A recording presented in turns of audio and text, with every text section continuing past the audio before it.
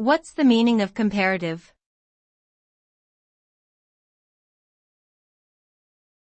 Comparative.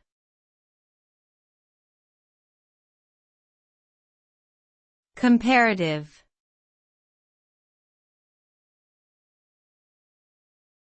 Comparative.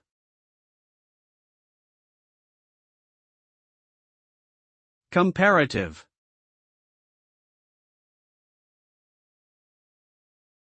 The term comparative refers to the act of comparing two or more things or entities to determine their similarities, differences, strengths, or weaknesses. It is a comparative degree of an adjective or adverb that describes the degree by which one thing is better, worse, or equal to another. It is often used to express a relative degree of quality or quantity between two or more objects, people, or concepts.